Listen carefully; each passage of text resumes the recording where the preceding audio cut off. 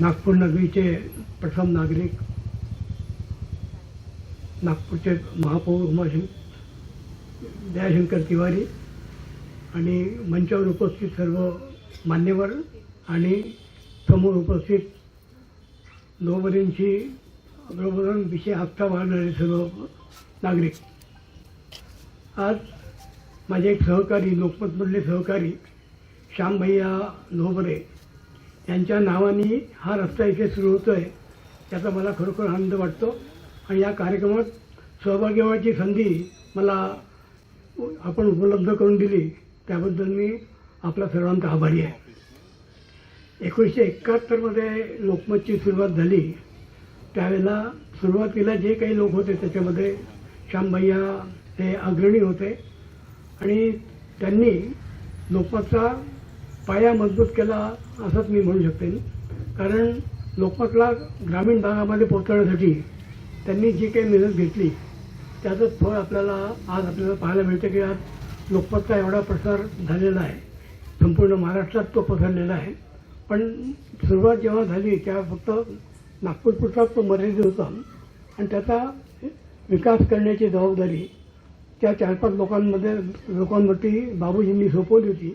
त्याच्यात श्यामभैया लोहबरे, दत्ता कवीश्वर, सुधाकर लोखंडे हे महत्त्वाच्या व्यक्ती होते. मी त्यावेळेला लोकमतची रविवारची पूर्णी साहित्यचा सांभाळत होतो, कारण मी त्या काळात कथालेखन करत होतो आणि बाबूजींची इच्छा होती की एक चांगली रविवारची पुरवणी आपण लोकमतच्या माध्यमातून तयार करू. तर त्या दृष्टीने मी त्यांना त्या कामामध्ये मदत केली. श्यामभैयांनी मात्र लोकमतचा पाया ग्रामीण भागापर्यंत पोहोचण्यासाठी ग्रामीण भागातील वार्ताहरांचं जे जाळं असतं ते त्यांनी मजबूत उभं केलं. ग्रामीण भागातले जे वार्ताहर असायचे ते कोणी एखादं दुकान सांभाळत असायचे, एखादा शिक्षक असायचा आणि त्यांना काही असं लिहिण्याचा अनुभव नसायचा. ते आपली बातमी लिहून पाठवायचे, त्याच्या बातम्यांचे ढिगचरी श्यामभैयांच्या टेबलवरती पडलेले असायचे आणि मग त्यातून चांगली बातमी भेटायची, ती लिहून काढायची आणि ती चांगल्या तऱ्हेने वर्तमानपत्रातून मांडायची. हे काम ते करायचे. म्हणजे ते म्हणायचे की मी कचऱ्यातून सोनं वेचतो आहे आणि खरोखर तसंच होतं. कारण ग्रामीण भागातले जे वार्ताहर होते त्यांना काही तसा लिहिण्याचा अनुभव नसतो आणि त्यांना तसं शिक्षणही मिळालं नसतं. पण श्यामभैयांनी ग्रामीण भागातले वार्ताहर तयार केले. आज अनेक असे ग्रामीण भागातले वार्ताहर असतील की जे श्यामभैयांचं उपकार मानत असतील, आपल्याला त्यांना या क्षेत्रामध्ये त्यांनी पुढे आणलं. तेव्हा त्या दृष्टीने श्यामभैयांनी जे काम केलं ते खरोखर मोठं आहे. श्यामभैया तेव्हा लोकमतमध्ये आले, त्याच्या आधीपासून ते गुरुदेव सेवा आश्रमाशी जोडलेले होते. तुकडोजी महाराजांबरोबर त्यांनी जवळजवळ 5-6 वर्ष प्रवास केला. म्हणजे इतक्या जवळ त्यांना तुकडोजींचा सहवास लाभला होता आणि त्यातूनच त्यांचं सगळं व्यक्तिमत्व घडलेलं होतं. आणि ते विचार घेऊन ते लोकमतमध्ये आले आणि त्यातून त्यांनी लोकमतमध्ये अनेक चांगले उपक्रम सुरू केले. आरोग्य साधना म्हणून एक आमच्याकडे स्तंभ चालायचा, त्याच्यामध्ये आपल्या दैनंदिन वापरल्या ज्या वस्तू आहेत, फळं आहेत किंवा आपल्या खाण्यातल्या वस्तू आहेत, त्यातून आपल्याला आपलं शरीरातलं पोषण चांगल्या तऱ्हेने कसं होऊ शकतं अशा तऱ्हेचं मार्गदर्शन त्या स्तंभातून त्यांनी केलं होतं. त्याच्यानंतर कालांतराने एक पुस्तकही निघालं होतं. आता ते उपलब्ध आहे की मला माहीत नाही, पण आरोग्य साधना या नावाने त्यांनी त्या काळात लेखन केलं होतं आणि त्यामुळे अनेक वाचक लोकमतशी जोडलेले होते. श्यामभैयांचा हा जो त्यांनी लोकमतला जी देणगी दिली ती कधीच विसरता येणार नाही, परिवार कधी विसरणार नाही. तसे श्यामभैया माझ्यापेक्षा 4 वर्षांनी मोठे होते आणि बाबूंची माझ्यावर विश्वास असल्यामुळे जेव्हा नागपूरची आवृत्तीला संपादक म्हणून नियुक्त करण्याची वेळ आली तेव्हा त्यांनी सर्वांचं मत घेतलं आणि सर्वांनी माझ्या नावाला त्यावेळी संमती दिली. आणि त्यामुळे हे वयाने माझ्यापेक्षा मोठे असूनही त्यांनी मला जो मान दिला, मला संपादक होण्यासाठी त्यांनी जे सहकार्य केलं त्याबद्दल मी त्यांच्या विषयी या प्रसंगी माझे भावना व्यक्त करतो. कारण आपल्यापेक्षा लहान व्यक्तीला संपादक पदावरती बसवणं यासाठी मोठं मन लागतं आणि तसं मोठं मन श्यामभाईंच्या काळी दाखवलं आणि त्यामुळेच मी लोकमतचा संपादकही होऊ शकलो हे मी या ठिकाणी सांगू इच्छितो. श्यामभाईंची एकूणच जी मनोभूमिका होती ती तुकडोजींच्या सहवासामध्ये तयार झालेली होती आणि त्याच दृष्टीने त्यांनी ते आपलं सगळं लोकमतची जडणघडण केली. लोकमतचा जो वार्ताहरांचा एक मोठा गट तयार त्यांनी केला तो त्या भावनेतून केला आणि त्यांनी त्या लोकमतला खालच्या तळापासून त्यांनी उचलून वरपर्यंत आणलं आणि त्यामुळेच मग लोकमतचा प्रसार आज संपूर्ण महाराष्ट्रात झालेला पाहायला मिळतो. तेव्हा त्याच्यामध्ये श्यामभाईंचं जे योगदान आहे ते न विसरता येण्यासारखं आहे. या ठिकाणी महापौरांनी पुढाकार घेऊन या ठिकाणी हा जो या रस्त्याचं नामकरण त्यांच्या नावाने केलं आहे तर त्या नामकरणाने नुसतं त्यांचं नाव या ठिकाणी होईल पण ही वस्ती एक आदर्श वस्ती व्हावी या दृष्टीने आपण सर्व नागरिकांनी प्रयत्न केला तर एक त्यांच्या नाव ही स्मृती चांगल्या तऱ्हेने जतन होईल असं मला वाटतं. या कार्यक्रमात मला सहभागी करून घेतल्याबद्दल मी आयोजकांना धन्यवाद देतो आणि माझे विचार संपवतो. धन्यवाद.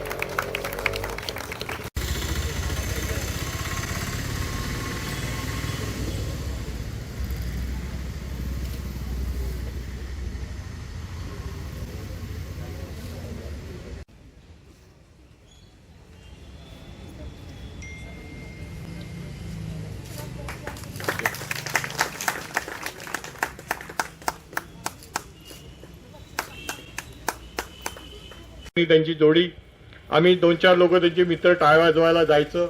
त्या टाळ्या वाजवता मग आम्हाला काही सुचलं की आम्ही त्यांना ट्रान्सफर करायचं की तू याचं क्रॉस असं कर त्याचं क्रॉस तसं कर. अशी आमची मैत्री राजकारणात मग सोबत आलो आणि मग अजूनही ते संबंध आमचे आहेत मित्र भाऊ या नात्याने. असे श्री दयाशंकरजी तिवारी आमचे आदर्श इथे त्यांना मी आमंत्रित करतो की त्यांनी या कार्यक्रमाला मार्गदर्शन करावं.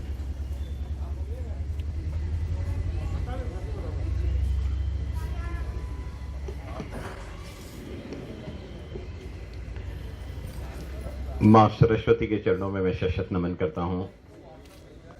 भारत माता का मैं वंदन अभिवादन करता हूँ. राष्ट्र संत तुकडोजी महाराज इनका भी मैं अभिवादन करता हूँ जिनके स्मृति में हम लोग आज इस रास्ते का नामकरण कर रहे हैं. वैसे हम सभी के श्रद्धेय श्याम लोहबरे जी इनकी प्रतिमा का भी मैं अभिवादन करता हूँ. मंच पर उपस्थित आज के कार्यक्रम के उद्घाटक जिनके हस्ते हमने इस फलक का उद्घाटन किया ऐसे गुरुदेव सेवाश्रम के गुरुकुल मोजरी के आजीवन सेवाव्रती आदरणीय रूपराव जी, मंच पर उपस्थित लोकमत के समन्वय संपादक जिन्होंने आदरणीय श्याम लोहबरे जी के साथ में लोकमत में कार्य किया ऐसे कमलाकर धारव जी, नागपुर नगरी की उप महापौर मनीषा ताई, मेरे सहयोगी नगर सेवक संजय बालपांडे जी, सरला नायक जी, विद्या कनेरे जी, जिस जोन में यह कार्यक्रम हो रहा है उस जोन की महानगर पालिका की सभापति श्रद्धा पाठक जी, यहां उपस्थित लोहबरे परिवार के सदस्य, इस परिसर के सभी ज्येष्ठ और श्रेष्ठ नागरिकगण, नागपुर शहर के महापौर की हैसियत से काम करते समय नागपुर महानगर पालिका में अनेक लोगों के नाम से रास्तों के नामकरण करने का प्रसंग आता है, लेकिन इस हंसापुरी बजरिया जैसे प्रभाग में काम करते समय हम जब नामों का चयन करते हैं तो बहुतांश हमें स्वतंत्रता संग्राम सेनानियों के ही नाम दिखते हैं जिन्होंने भारतीय स्वतंत्रता आंदोलन में भाग लिया, उनके नाम से हम नामकरण करते हैं. सामाजिक क्षेत्र में काम करने वाले, साहित्यिक क्षेत्र में काम करने वाले, पत्रकारिता में काम करने वाले, लेखन के क्षेत्र में काम करने वाले बहुत से लोग यहां हुए हैं, लेकिन दुर्भाग्य है कि उनके जीवन चरित्र की जानकारी बस्ती के लोगों को ही नहीं होती है. और इस दृष्टि से लोहबरे यानी कौन, जिनकी प्रिंटिंग प्रेस थी वो लोहबरे, केवल इतना स्थापित नहीं होना चाहिए। श्याम लोहबरे जैसा एक व्यक्तित्व जो इस बस्ती में रहा है और केवल बस्ती में नहीं रहा, बस्ती के लिए कार्य किया है, और जिस व्यक्तित्व के कारण राष्ट्रसंत तुकडोजी महाराज हमारे यहाँ नागेश्वर मंदिर में अनेक बार आए हो, और राष्ट्रसंत के चरणों से जिस भूमि को पवित्र करने का काम जिस मनुष्य ने किया हो, उसकी जानकारी तो कम से कम बस्ती के लोगों को होना चाहिए। इस दृष्टि से इस कार्य को हमने किया है। अब जिनके कहने से राष्ट्रसंत यहां तक आएंगे तो पहले तो घर में ही आएंगे ना। और राष्ट्रसंत के साथ में अभी आदरणीय वाकका ने बताया कि उनके स्वीय सहायक के रूप में उन्होंने काम किया है। राष्ट्रसंत जी के साथ में उनके जो संवाद हुए हैं उनको लेकर उन्होंने पुस्तक लिखी है। और ये सब काम करते समय अभी हम कोरोना आया तो हर घर में नए प्रकार का काढ़ा बनता है। भोंगाड़े ताई अलग काढ़ा बनाती होगी, मंदा ताई अलग काढ़ा बनाती होगी, मेरी बहन शीला दीदी अलग काढ़ा बनाती होगी। यानी हमारी जो पुरातन आयुर्वेदिक परंपरा है, नेचुरोपैथी है, घर घर में औषधि है। विदेशों में बताया जाता है कि भारत का किचन ये औषधालय है, और हम हमारे किचन में विदेशी खाद्य पदार्थ ला करके खाने की शुरुआत कर रहे हैं। तो भारत के रसोई में किस किस प्रकार से उपचार की वस्तुएं उपलब्ध है, ये सारी चीजें पुस्तकों में लेखनी के माध्यम से श्याम जी ने बड़े सुंदर शब्दों में रखा है। मंगेश ने मुझे एक पुस्तक दिया था जो फल और सूखे मेवे को लेकर के लिखी हुई थी। फलों और मेवों के आधार पर हम किस प्रकार से उपचार कर सकते हैं और मधुमेह का उपचार किस प्रकार से कर सकते हैं, दोनों पुस्तक मंगेश ने मुझे दी थी। मैंने दोनों पुस्तक पढ़ी है। एक व्यक्ति जो राष्ट्रसंत के साथ रहता है, आप कल्पना कीजिए कि राष्ट्रसंत ने मोजरी में आयुर्वेद कॉलेज शुरू किया।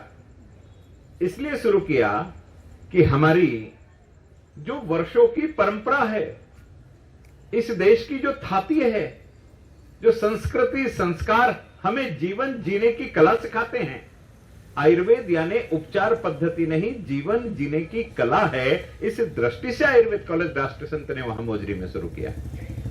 और संपूर्ण रूप से आयुर्वेद पढ़ने वाला व्यक्ति अपनी पहली चॉइस गवर्नमेंट आयुर्वेद कॉलेज को नहीं देता।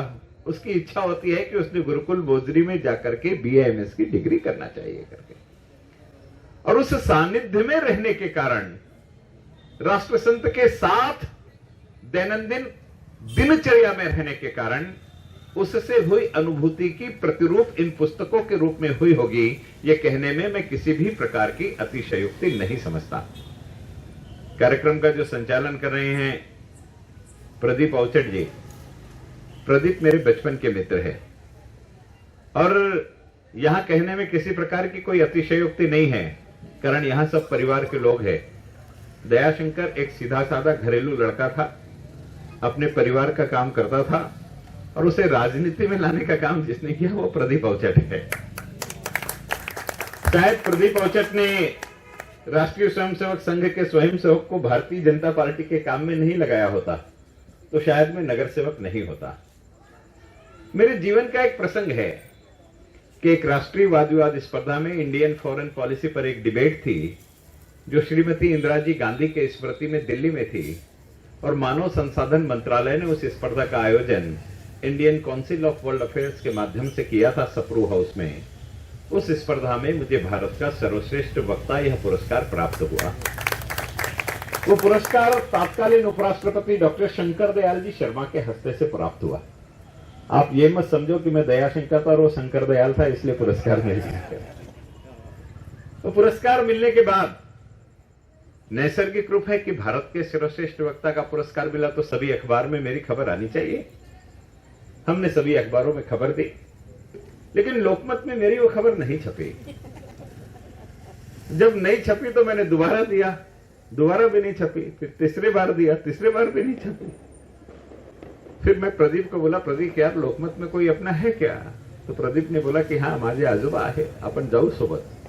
प्रदीप सोबत मी आपला सायकल होती आमच्याकडे, गाडी गिडी काहीच नव्हती. विजयानंद सोसायटीला आम्ही सोबत गेलो. सोबत गेल्यानंतर मी प्रेस नोट दिला. प्रेस नोट त्यांनी वाचला आणि वाचल्यानंतर सांगितलं, मी हे न्यूज लिहेल तर खालती दयाशंकर लिहेल म्हणे, पण वरती दयानंद लिहेल. अब उनके मन में क्या बात थी मुझे नहीं मालूम.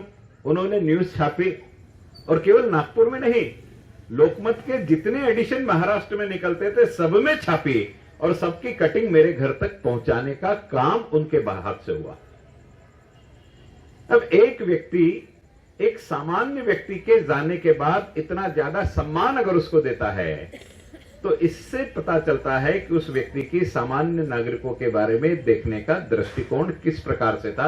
मेरी तो पहली मुलाकात थी और मेरी इच्छा केवल नागपुर में छपने की थी, लेकिन उस समय निकलने वाले लोकमत के सारे एडिशन में उसको छापना और उसकी कटिंग लेकर के मेरे घर तक पहुंचाने की व्यवस्था ऑफिस के माध्यम से करना, ये सचमुच में एक सीखने वाली बात है कि किसी व्यक्ति को मदद किस हद तक करना, इसकी पराकाष्ठा इसमें दिखाई देती है करके. श्याम जी ने राष्ट्रसंत तुकडोजी महाराज के चरित्र को लेकर के भी पुस्तक लिखी है और अपना जीवन पूरा का पूरा उन्होंने राष्ट्रसंत की जीवन प्रणाली के अनुरूप जन सेवा में ही समर्पित करते हुए, मानवता को ही धर्म मानते हुए सभी की सेवा के रूप में अंगीकृत किया है. और ये सारी बात के समय मैं विशेष रूप से मंच का ध्यान आकर्षित करना चाहूंगा. मुझे लोहबरे परिवार से कभी पत्र नहीं आया कि इस रास्ते का नामकरण करना चाहिए. जब नामकरण हो गया, यह सूचना मैंने मंगेश को दी तो काको ने कहा की माझी खूप दिवसापासून इच्छा होती दयाशंकर, माझी इच्छा आहे, मिळाला तुला भेटायचं. आणि संयोग ऐसा आला कि आज आमची भेट झाली. अपनी बस्ती में रहने वाले ऐसे लोग जिनके नाम से यह बस्ती जानी जाती थी, ये नाम लोगों के सामने याद रहना चाहिए. और ये व्यक्तित्व कौन है, इनके जीवन में किस प्रकार से इन्होंने उपलब्धि प्राप्त की है. और वो उपलब्धि प्राप्त करना यानी एकल नहीं होता है. किसी परिवार का मुखिया अगर घर से बाहर लेकर के अपनी राष्ट्रीय साधना में अपना जीवन व्यतीत कर रहा है तो उस परिवार में रहने वाली उसकी जो सहधर्मिणी होती है, सहचरणी होती है, उसे दोहरी भूमिका निभानी पड़ती है. वह माता भी होती है, वह पिता भी होती है. और ऐसी अवस्था में अगर वह स्वयं नौकरी पेशा हो तो 3 भूमिका हो जाती है. और यह तीनों भूमिका को उन्होंने सक्षमता के साथ में निभाया और उसकी परिणति परिवार के बच्चों पर हुए संस्कार और परिवार के बच्चों के स्थापित जीवन के आधार से हमें समझने के लिए मिलती है. आज कल्पना करो कि हमारे यहां अगर हस्बैंड वाइफ 2 नौकरी करते हैं तो सबसे शुरुआत तो यहीं से होती है कि रोटी वाली रख लो. बर्तन वाली, कपड़े वाली तक समझ में आता है, लेकिन रोटी वाली रख लो, यहां से शुरू होती है. मैं उन सभी माताओं का अभिवादन करना चाहता हूं जिन्होंने विपरीत वातावरण में एक मध्यम वर्गीय परिवार के बीच में रह करके अपने बच्चों को संस्कारित किया और उन संस्कारित बच्चों के भरोसे यह शहर बढ़ा, फला, बड़ा हुआ और यह देश के आजादी की 75वीं वर्षगांठ को मना रहा है. इस शहर को निर्माण करने में जिन जिन लोगों ने सहयोग दिया, कहीं ना कहीं उनके माता पिताओं के द्वारा मिला हुआ संस्कार ही इस शहर के निर्माण में महत्तम भूमिका निभा रहा है. यह कहने में किसी भी प्रकार की अतिशयोक्ति नहीं. श्याम जी के जीवन के बारे में मैं अगर कहना चाहूं तो बड़ी सुंदर सी 4 पंक्तियां हैं कि औरों को बदलने से पहले खुद को बदलना सीखो, शंकर बनना है तो विष का घूंट निगलना सीखो, और उजाले की परिभाषा न मिलेगी किताबों में तुम्हें, अगर उजाला पाना है तो खुद दीपक बन करके जलना सीखो. खुद शलाका के रूप में जीवन जी करके जिन्होंने समाज को दिशा दी, रोशनी दी, मार्ग दिया, मार्ग प्रशस्त किया, ऐसे व्यक्ति के नाम से आज हम एक रास्ते का नामकरण करने जा रहे हैं. मेरे पूर्व सभी साथियों ने निवेदन किया, अब मैं उनका धन्यवाद इसलिए करना चाहता हूं कि नगर सेवक के रूप में अगर मैं निवेदन करता कि इस रास्ते में कचरा नहीं होना चाहिए, घर का जूठन बाहर नहीं दिखना चाहिए, ये रास्ता साफ होना चाहिए हमेशा के दृष्टि से. बजरिया की सबसे अच्छी गली कौन सी है यह पूछने के बाद श्याम लोहबरे मार्ग बजरिया का सबसे स्वच्छ मार्ग है. यहां रहने वाले लोग आपस में कभी झगड़ा नहीं करते और करते भी है तो बाहर पता नहीं चलता.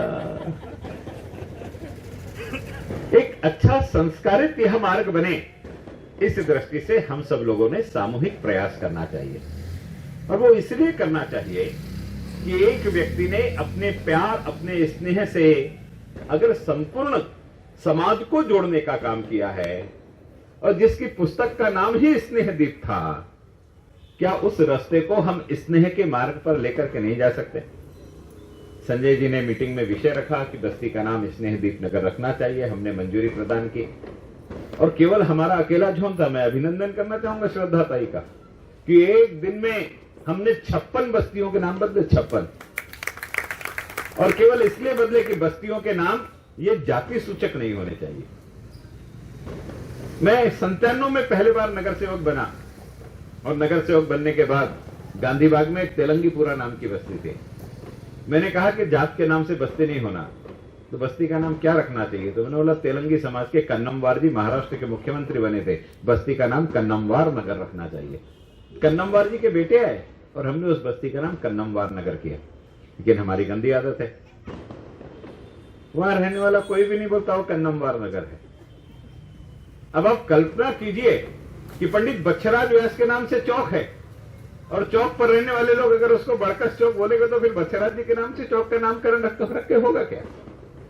मैं आप सबसे निवेदन करना चाहता हूं कि आप अब अपना पता लिखे तो उस पते में मराठी तेलीपुरा के साथ साथ श्याम लोहबरे मार्ग लिखना प्रारंभ करें। जब आप श्याम लोहबरे मार्ग लिखना प्रारंभ करेंगे तो समाज को पता चलेगा कि इस नाम से कोई रास्ता है। मैं एक उदाहरण बताता हूं कि मैं जिस रोड पर रहता हूं उस रोड का नाम कुछ है, ये मुझे भी नहीं पता था। एक बार रेलवे की परीक्षा हुई, और रेलवे की परीक्षा में श्री राम स्वामी विद्यालय एक विद्यार्थी को सेंटर के रूप में मिल गया, और वो बच्चा जो था वो बिहार से परीक्षा देने के लिए नागपुर आया था, और वो हंसापुरी के रोड में रास्ता ढूंढ रहा था, और रास्ता ढूंढ रहा था कि भाई शहीद पूंजाराम चौक कहां है, और डॉक्टर श्यामा प्रसाद मुखर्जी मार्ग कहां है। अनायास सुबह के समय में घर में पेपर पढ़ रहा था, वो बच्चा घर में आया और घर में पूछा कि आप मुझे पता बता सकते हैं, मेरी परीक्षा को 10 मिनट बचे हैं, आप बताइए। अब उसमें श्रीराम स्वामी स्कूल लिखा था, इसलिए मुझे बता दिया स्कूल कहां है। लेकिन उस कागज से मुझे पता चला कि जिसे हम नाल साहब चौक के नाम से जानते हैं वो शहीद पूंजाराम चौक है, और जिस घर के रास्ते पर मैं रहता हूं उस रास्ते का नाम डॉक्टर श्यामा प्रसाद मुखर्जी मार्ग है। उसके बाद मैंने अपने पते में लिखना चालू किया डॉक्टर श्यामा प्रसाद मुखर्जी मार्ग, तो सबको पता चला और रास्ते का नाम डॉक्टर श्यामा प्रसाद मुखर्जी मार्ग है। हम नामकरण करने के बाद अगर उसका उपयोग नहीं करेंगे, हम हमारे घर के, हमारे विजिटिंग कार्ड में, आई कार्ड में, हमारे लेटर पैड में जब तक उन नामों का उल्लेख नहीं करेंगे तब तक ये चीजें परिपूर्ण नहीं होने वाली है। काका, एक रास्ते का नाम मैंने मदनलाल धिंगरा मार्ग रखा। पहले बार नगर सेवक बना था, आजादी की स्वर्ण जयंती थी, और ये भी सौभाग्य है कि नगर सेवक बना तो स्वर्ण जयंती थी और महापौर बना तो डायमंड जुबली है, अमृत महोत्सव है। अब मैंने वहां के नागरिकों से पूछा, आंसू हलवाई के सामने का जो रास्ता है उसका नाम मदनलाल धिंगरा के नाम से रखा। मैंने पूछा, बताओ भी मदनलाल धिंगरा कौन है? तो लोगों ने बताया कि मदनलाल धिंगरा सिंधी है, मदनलाल धिंगरा पंजाबी है। मैं पूछ रहा हूं मदनलाल धिंगरा कौन है? तो मदनलाल धिंगरा सिंधी और मदनलाल धिंगरा पंजाबी है। फिर मैंने बताया कि मदनलाल धिंगरा कौन है, ये बताने के लिए मैंने शहर की महापौर कल्पना पांडे जी को बुलाया है, ये बताएंगी मदनलाल धिंगरा कौन है। और फिर उनको पता चला कि 17 वर्ष की उम्र में जिसे फांसी के तख्ते पर लटकाया गया, जिसने अंग्रेजों की छावनी के अंदर घुस करके अंग्रेजों के एक बड़े सेनापति को गोली से जिसका वध किया, उस सेनानी का नाम मदनलाल धिंगरा था। हमारे इतिहास को हमें जिंदा रखना है। इस परिसर में श्याम लोहबरे जी रहते थे, और श्याम लोहबरे जी के जीवन की जो बातें, मैं क्यों बुलाया आदरणीय कमलाकर जी धारप, इनको बुलाने का मुख्य कारण यह है कि प्रेस में उनकी भूमिका किस प्रकार की थी। उन्होंने बताया कि लोकमत आज जो कुछ भी हो उसकी आधारशिला जो है वे श्याम लोहबरे जी थे, और लोकमत पूरे देश में मराठी का नंबर 1 अखबार है, और मराठी के नंबर 1 अखबार की आधारशिला श्याम लोहबरे थे। वो मजबूत थी आधार, इसलिए लोकमत 1 नंबर का बन सका। ये कहने में अतिशयोक्ति नहीं है। राष्ट्रसंत के साथ उन्होंने जो पल गुजारे उसकी जानकारी आदरणीय वाघ जी ने दी। मुझे भी यह जानकारी नहीं थी, यह जानकारी मुझे भी प्राप्त करनी है, इसलिए दोनों महामानव का हमने चयन किया। मैं उनका आभार मानता हूं कि मेरी विनती को स्वीकृति प्रदान कर आप दोनों यहां पर आए, इसलिए मैं इनका आभार मानता हूं। विशेष रूप से मेरे मित्र अशोक यावले जी का आभार मानता हूं कि जब मैंने उनसे पूछा कि भाई मुझे आदरणीय श्याम लोहबरे जी के नाम से यहां नामकरण करना है तो मुझे किन्हें बुलाना चाहिए, तो उन्होंने बताया कि भाई आजीवन सेवाव्रती हमारे रूपराव काका है, उनको आप बुलाइए, उनके माध्यम से उनके बारे में पूरी जानकारी मिलेगी। आप सभी बस्ती के नागरिक इस अच्छे कार्यक्रम में उपस्थित हुए, इसलिए मैं आप सभी का आभार मानना चाहता हूं। और ताई ने हमारी काकू का सत्कार किया। अब मैंने काका को लेकर के 4 पंक्तियां कही, तो काकू को लेकर के नहीं कहूंगा तो अच्छी बात नहीं लगेगी। मैं काकू के लिए इतने कहना चाहता हूं कि यूं तो जिंदगी की खान की शान है नारी, सच पूछो तो हर मर्द का ईमान है नारी। वो रोती है तो सारे जग को रुलाती है, और जब वो जागती है तो कुल खोई हुई दुनिया जगाती है। इसलिए जागृति के रूप में आप देखो, हम जगराता भगवती का ही करते हैं। कभी महादेव का जगराता सुना है क्या? हनुमान जी का जगराता सुना है? मातृ शक्ति में ही जागृति करने का सामर्थ्य होता है। इसलिए मातृ शक्ति का मैं वंदन करता हूं, आप सभी का नमन करते हुए अपने वाणी को विश्रांति देता हूं। बहुत बहुत धन्यवाद।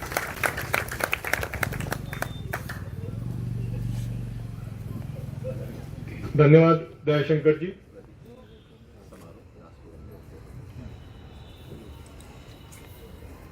आप लोगों के विचारों को लेकर इस विभाग को अच्छा बनाने का जो प्रयास आपका है वो गौरवास्पद है, अभिनंदनीय है। मैं भी आपको एक आभार देना चाहूंगा कि आपने मुझे यहाँ ये कार्यक्रम लेने के लिए समय पर सूचित किया। एक तरफ से ये मैं मेरे शब्दों में कहूंगा कि ये मुझे पितृ ऋण अदा करने का मौका आपने दिया, क्योंकि श्याम लोहबरे मेरे लिए मेरे पिता के रूप में थे और उनका आदर्श मेरे लिए बालपन से था। और शायद यही प्रेरणा होगी कि आज हम दोनों भी इस कार्यक्रम को आज सफल बना सके। इसलिए आपको शतशः आभार। और ये पितृ ऋण अदा करने का जो समय था, एक्चुअली अपन ने कोशिश की थी कि पितृपक्ष में ही करेंगे करके, लेकिन कुछ कारणवश हो नहीं पाया। तो शतशः आभार नागपुर महानगर पालिका और दयाशंकर जी तिवारी का।